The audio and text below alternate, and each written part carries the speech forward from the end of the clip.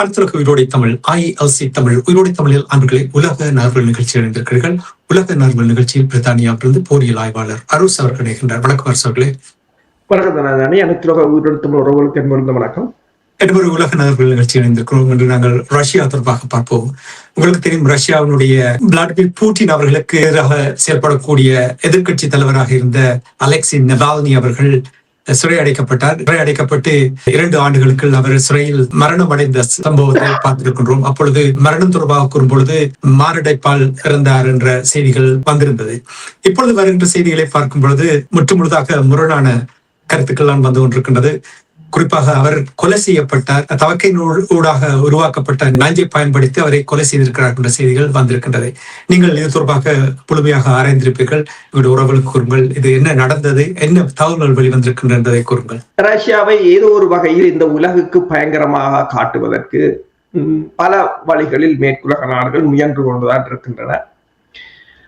உங்களுக்கு தெரியும், 2014ஆம் ஆண்டு உக்ரைன் மீதான தாக்குதல், உக்ரைனில் இடம்பெற்ற இராணுவ புரட்சியை அடுத்து ரஷ்யா கிரைமியா பகுதியை கைப்பற்றிய போது அப்போது மலேசியாவின் விமானம் சுட்டு வீழ்த்தப்பட்டிருந்தது. அதை ரஷ்யாவின் விமான எதிர்ப்பு ஏவுகணை தான் சுட்டு வீழ்த்தினது என்பதை நிரூபிப்பதற்கு அங்கு சிதறிய அத்தனை பாகங்களையும் பொறுக்கி எடுத்துக் கொண்டு போய் அதை ஐரோப்பிய ஒன்றியம் பெருமத்தொகையான மில்லியன் கணக்கான பணத்தை செலவழித்து அதை ஒன்றொன்று அப்படியே பொருத்தி அதில் இந்த ஏவுகணையின் சிதறல்கள் தான் அதை பட்டது என்று கூறுவதற்கு எவ்வளவோ செலவழித்திருந்தார்கள். அதை சாட்டி தடைகளையும் கொண்டு வந்திருந்தார். ஆனால் ஏவுகணை உக்ரைனிடம் இருந்தது, ரஷ்யாவிடம் இருந்தது. அது யார் சுட்டார்கள் என்றது அது ஒரு பெரிய கேள்விக்குறியாக இருந்தது. அப்படி ஒவ்வொரு பிரச்சனைகளிலும் ஆனால் ரஷ்யாவும் பல இடங்களில் செய்திருக்கின்றது. இங்கேயும் பார்த்தீங்கன்னு சொன்னால் பிரித்தானியாவில் பலருக்கு பொலோனியம் ரேடியேஷனை வைத்து ஒருவரை கொலை செய்திருந்தார்கள், பலரை கொலை செய்ய முற்பட்டிருந்தார்கள். அவ்வாறு அதாவது ரேடியோ ஆக்டிவ் எலிமெண்ட்ஸை பயன்படுத்தி இருந்தார்கள். 2006ஆம் ஆண்டு ஒருவர் இங்கு கொல்லப்பட்டும் இருந்தார். உடனடியாக ஒரு கிழமைக்குள் கேன்சர். இப்போது உங்களுக்கு தெரியும், இந்த அலெக்சி நவால்னி அதுதான் மேற்குலக நாடுகள் ஒரு துருப்புச்சீட்டு. இப்ப ஈரானில் ஏற்படுவது போல ஒரு புரட்சி ஏற்பட்டால் அல்லது ரஷ்யாவில் ஒரு மாற்றத்தை கொண்டு வர வேண்டும் என்று சொன்னால் தங்களுக்குரியவர் ஒருவர் இருக்கிறார். அவர்தான் இவரை நீங்கள் பார்த்தீங்கன்னு சொன்னால் 2020ஆம் ஆண்டு இந்த ஓகனோ பொஸ்பரஸ் என்ற, அதாவது நொவிஷாக் என்ற அந்த பாய்சனை அவரின் உள்ளாடையில்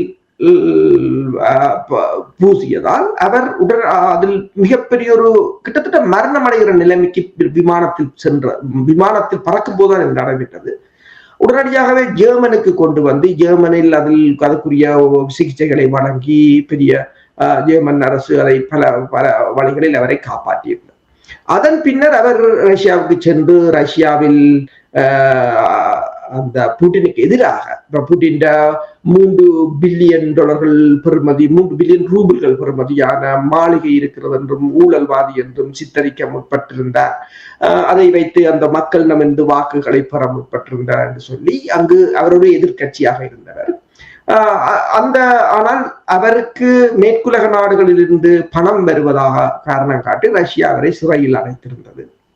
அப்படி சிறையில் அடைத்திருந்த சமயம்தான் அவர் அண்மையில் இறந்திருந்தார். சிறையில் இறந்ததாக கூறப்பட்டது. ஆனால் இயற்கையாக அவர் மாரடைப்பு இறந்ததாக கூறப்படுகிறது.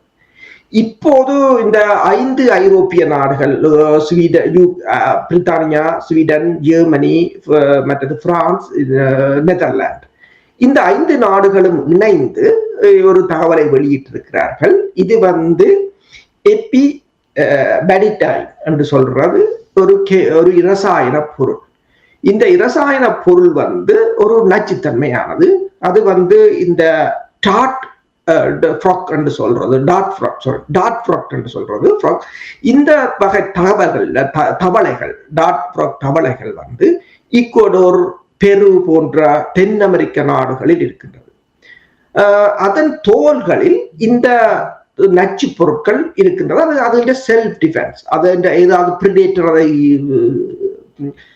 அட்டாக் பண்ண வந்தால் அவர்கள் இறப்பார்கள், இது தப்பிவிடும். அதுக்கான அது பலதும் அப்படித்தான். இப்ப அமெக்சிலினை நீங்கள் பார்த்தீர்கள் சொன்னால், பென்சிலினை நீங்கள் பார்த்தீர்கள் சொன்னால், அலெக்சாண்டர் பிளமிங் அதை கண்டுபிடிக்கும் போது அது ஒரு ஃபங்கஸ் தான் அந்த பாக்டீரியாவை கொல்வதற்கு அதை பயன்படுத்தி எதோச்சியாக கண்ட போதுதான் பார்த்தார் என்னென்று இந்த ஃபங்கஸ் வளர்ற இடத்துல இந்த பாக்டீரியா வளர்றதில்லை, அப்ப இந்த ஃபங்கஸ்கிட்ட ஏதோ ஒன்று இருக்கு கண்டுபிடிச்சதுதான் அந்த பென்சிலின். அது 2வது உலகப் போர்ல 1வது உலகப் போர்ல எல்லாம் இவ்வளவோ மக்களுடைய உயிரை காப்பாற்றினது அந்த பென்சிலின்.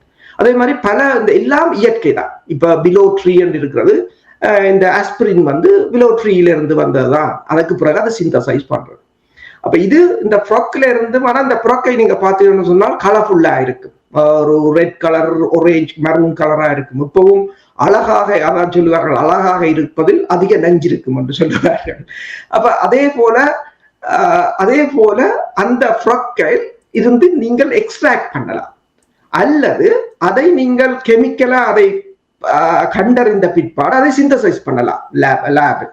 ஆனால் அவர்கள் என்ன கூறியிருக்கிறார்கள் என்று சொன்னால், இந்த ஃப்ராக்ல ஃப்ராக் ரஷ்யாவின் நேட்டிவ்ல, ரஷ்யாவில் நேச்சுரலா அது காணப்படாது. அப்ப இது வேற இடத்துல இருந்து வந்தது. அந்த ஃப்ராக்கின் நஞ்சை பயன்படுத்தி கொண்டிருக்கிறார்கள் என்று இப்ப உண்மை. இப்ப அவர்கள் சொல்லுகின்ற கதை ஆதாரங்களோடு தான் சொல்கிறார்கள். அதான். ஆனால் உலகத்தை பயப்படுத்துற ஒரு இதாத்தான் கொண்டு வருகிறார்கள். அந்த தவளையை கொண்டு வந்து, இப்ப பாத்தீங்கன்னு சொன்னா நீங்கள் கூகுள் அடிச்சு பார்த்தா அந்த தவளையை தேடினாக்கள்லாம் கரவேரா இருப்பாங்க. அப்படி ஒரு பயங்கரமாக அதை சொல்லி இருக்கிறார்கள் அந்த கதை. ஆனால் கொல்வதற்கு எத்தனையோ நச்சு பொருட்கள் இருக்கின்றன. மற்றது அவர் ரஷ்யாவின் ஜெயிலில் தான் இருந்தார். எத்தனையோ வழிகள் இருக்கின்றன. ஆனால் இந்த 5 நாடுகளும் இணைந்து அதை இப்ப நீங்கள் மேற்குலக ஊடகங்கள் எல்லாவற்றையும் திறந்தீங்கள் என்று சொன்னால் அந்த தவளையும் அந்த நஞ்சு பொருட்களுமாகத்தான் இருக்கின்றன. இப்ப இது தொடர்பாக ரஷ்யாவின் வெளிவர அமைச்சகத்தின் பேச்சாளரை கேட்டபோது அவர் கூறியிருந்தார், எப்ஸ்டின் ஃபைல்கள் தங்கிட பயங்கரமான நிலைமையை மறைப்பதற்கு புனையப்பட்ட கதை என்று கூறியிருக்கின்றார். இதற்கான ஆதாரங்கள் எதுவும் இல்லை. இதை பற்றி தாங்கள் எதுவும் இப்போதைக்கு கூற முடியாது. இது காலங்காலமாக இவர்கள் மேற்குலக நாடுகள் இவ்வாறு செய்வது உண்டு என்று கூறியிருக்கின்றார். இப்ப இந்த எபிபெடடைன் என்று சொல்ற இந்த மருந்து, இந்த நச்சுப்பொருள் இப்ப மோர்பின், அதாவது பெயின் கில்லராயும் யூஸ் பண்ணலாம். ஆனால் அது கொஞ்சம் கூடும் என்று சொன்னால் அது ஒரு கரணம் தப்பினால் மரணம் மாதிரி. ஏனென்று சொன்னால் மோர்பின் என்ற போதைப் பொருளை விட 200 மடங்கு பவர்ஃபுல்லானதான் இது. அது என்ன செய்யும் என்று சொன்னால் உங்களோட நரம்பு மண்டலங்களை தாக்கும். அதே நேரம் ரெஸ்பிரேட்டரி அரெஸ்ட் என்று சொல்றது, அதை நிறுத்தும். மற்றது பிளட் பிரஷரை தாறுமாறாக கூட்டும் என்று சொல்லி அதில் பல வகைகள், பல கான்சென்ட்ரேஷன்ல அதை வெவ்வேறு விதமாக அதை பயன்படுத்தலாம். கூடுதலாக இப்ப அவர்கள் இதை என்னென்று கொண்டு வருகிறார்கள் என்று சொன்னால், இப்ப நீங்கள் கார்டியனை எடுத்து பார்த்தாலும், டெலிகிராஃபை எடுத்து பார்த்தாலும், அல்லது வெவ்வேறு ஊடகங்களை எடுத்து பார்த்தால் அவர்கள் கூறுகிறார்கள் இது கெமிக்கல் வெப்பனாக ரஷ்யா பயன்படுத்திய, அதாவது அவர்களின் சிறைக்கில் இருந்த ஒருவருக்கு கொல்வதற்கு ரஷ்யா கெமிக்கல் வெப்பனை தேடி போயிருக்கிறது என்ற மாதிரி தான் அந்த கதை முடிகிறது. இப்ப அவர் வேற எங்கேயும் இருக்கவும் இல்லை, ரஷ்யாவின் சிறையில் தான் இருந்தார். ஆனால் அந்த கதை இப்போது உண்மையில் ரஷ்யாவின் வெளிவார பேச்சாளர் சொன்னது போல ஒரு அந்த எப்ஸ்டின் ஃபைல் அந்த பயங்கரத்தை இந்த பயங்கரம் தூக்கி சாப்பிட்டு விட்டார். இவர்கள் சோடிச்சாலும் பூட்டின் அவர்கள் செயல்படுத்துவதற்கும் அவரிடம் ஆளுமை இருக்கிறது தானே. இதே நேரத்தில் நிவால்னி அவர்களுடைய தாயார் கூறியிருக்கின்றார், இது எங்களுக்கு ஆரம்பத்திலிருந்தே தெரிந்த ஒரு விடயத்தை இவர்கள் உறுதிப்படுத்தி இருக்கிறார் என்று அவர் கூறியிருக்கின்றார். அவருடைய துணைவியார் கூறியிருக்கின்றார், நாங்கள் உண்மையை கண்டறிந்து விட்டோம், ஒரு நாள் நீதி கிடைக்கும் என்று ஒரு நம்பிக்கையை வெளிப்படுத்தி இருக்கின்றார். உலக ஓட்டத்தில் ஏற்பட்டிருக்கின்ற மாற்றங்களுக்கு அவர்களுக்கு நீதி கிடைக்கும் என்று நீங்கள் நம்புகிறீர்களா? ஏன் அதை கேட்கின்றனர் என்றால், உலக பரப்பில் நீங்கள் பார்த்தீர்கள் என்றால் ரஷ்யாவை பொறுத்த மட்டும் அலெக்சி நவால்னி சவாலாக பூட்டினுக்கு இருந்து வந்திருந்தார் என்பதை பலர் கூறுவதை நாங்கள் கேட்டிருக்கின்றோம். அப்படி என்றால் அவர்களுக்கு நீதி கிடைப்பதற்கான வாய்ப்புகள் இருக்கிறதா? ரஷ்யாவிடம் இதில் நாங்கள் ரஷ்யாவை செய்திருக்காது, செய்ய மாட்டார்கள், நல்லவர்கள் எல்லாம் இங்கு கூற வரவில்லை. அவர்கள் பல இடங்களில் என்ன இது அரசியல் சகஜம். இப்போ இவர்கள் இவ்வளவு தூரத்துக்கு ஹமாஸின் தலைவர்களை கொன்றார்கள், பேச்சுவார்த்தை என்று கூப்பிட்டு கடாபியை கொண்டார்கள், சதாம் ஹுசைனை தூக்கில் போட்டார்கள், எத்தனையோ குண்டுகளை வெடிக்க பண்ணினார்கள். அண்மையில் கூட கர்னல் கடாபியின் மகனை சுட்டுக் கொண்டார்கள் என்று சொல்லி அரசியல் படுகொலைகள் இரண்டு பக்கமும் தான். இரண்டு பக்கமும் அதை செய்வதுண்டு. இரண்டு பக்கமும் செய்கின்ற கொலைகளுக்கு, அரசியல் கொலைகளுக்கு எப்போதும் நீதி கிடைத்ததும் இல்லை. அப்பப்போது எங்கேயாவது வறுமைப்பட்ட நாடுகள், இப்ப பிலிப்பைன்ஸ், வெவ்வேறு நாடுகள், இப்ப யூகோஸ்லாவாக்கியா போன்ற நாடுகளில் செய்பவர்களுக்கு அவர்களுக்கு தண்டனை கிடைக்கும். என்னென்னு சொன்னால் அவர்களை பேர்ந்து ICC UN என்று கொண்டு போய் அதை ஒரு தாங்களும் ஒரு சங்கம் நடத்துகிறோம், அந்த சங்கம் ஏதோ நீதியை கொடுக்கிறது என்று காட்டவும் இருந்தான உலகத்துக்கு. அப்ப அதுக்கு கொஞ்சம் பேரை வச்சிருப்பாங்க. இப்படித்தான் இப்ப சதாம் ஹுசைன் மாதிரியான ஆட்களை வச்சிருப்பாங்க. ஆனால் இப்ப பெரிய நாடுகள் செய்வதற்கு நான் நினைக்கவில்லை. என்று சொன்னால் 2006ஆம் ஆண்டு கூட இங்கு வந்து அவர்கள் பிரித்தானியாவில் வந்து கூட, ரஷ்யாவின் KGB இங்க வந்து கூட இந்த பொலோனியம் 210 என்ற இந்த நச்சு கதிர்வீச்சு வைத்து தேநீருக்கள் கலந்து கொடுத்து அவரை கொலை செய்து விட்டு சென்று விட்டார்கள். ஆனால் அவர் வந்து KGBயிலிருந்து இங்கே ஓடியது MI6 உடன் இணைந்தனர். MI6 உடன் இணைந்து பூட்டின் ரகசியங்களை சொல்வது, பூட்டினை பற்றி ஒரு புத்தகம் எழுத வழிகிட்டவர், பூட்டின் ஊழல்கள் தொடர்பாக.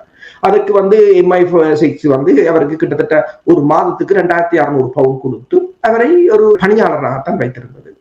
ஆனால் அந்த புத்தகம் எழுத ஆரம்பித்ததான் அவருக்குரிய பிரச்சனையாக இருந்திருக்கும் என்று நான் நினைக்கிறேன். அதற்கு பிறகுதான் அவர்கள் அங்கிருந்து வந்து அவருடன் சிறிதமாக கதைத்து ஒரு இந்த மிலேனியம் ஹோட்டலுக்கு கூட்டிக் கொண்டு போய் அவருக்கு 2006ஆம் ஆண்டு அந்த கிரீன் டீக்ல வந்து ரேடியோ ஆக்டிவை போட்டுவிட்டு போய்விட்டாங்க. அது உள்ளுக்கு போனால் அல்பா ரேடியேஷன், உள்ளுக்கு போனால் உடனடியாகவே கேன்சர், ஒரு கிழமைக்குள் கேன்சர் வந்து. அதன் பிறகு இவர்கள் செக் பண்ணி பார்த்த போதுதான் அவர்கள் வந்து தங்குகின்ற ஹோட்டல்களில் எல்லாம் அந்த ரேடியோ ஆக்டிவ் ட்ரேசஸை கண்டுபிடித்திருக்கிறார்கள். இப்ப அதே மாதிரி அண்மையில் உங்களுக்கு தெரியும், இங்கே ஒரு பாக்கில் கூட, சாலிஸ்பர்க் நினைக்கிறேன், அங்க பாக்கில் கூட ரஷ்யாவிலிருந்து தப்பி இங்கு இவர்களுக்காக வேலை செய்ய வந்தவர்களை படுகொலை செய்ய முற்பட்டிருந்தார்கள். அண்மையில் ரஷ்யாவிலிருந்து உலங்கு வானூர்தி ஒன்றை உக்ரைனுக்கு கொண்டு போய் கொடுத்தவரை கூட ஸ்பெயினில் வைத்து படுகொலை செய்திருந்தார்கள். அதே போல மேற்குலகமும் பல இடங்களில் இப்ப மொசாட் செய்யாத படுகொலைகள் இல்லை. ஆனால் அது ஒன்றுக்கும் நீதி எப்போதும் கிடைப்பதும் இல்லை. இப்ப அதற்காக ரஷ்யா செய்வதை நாங்கள் நியாயப்படுத்தவும் இல்லை. இப்ப ரஷ்யாவில் உண்மையில் எதிர்கட்சிகளை இல்லாது செய்வதும் வந்து அது ஒரு ஜனநாயகமாக இருக்காது.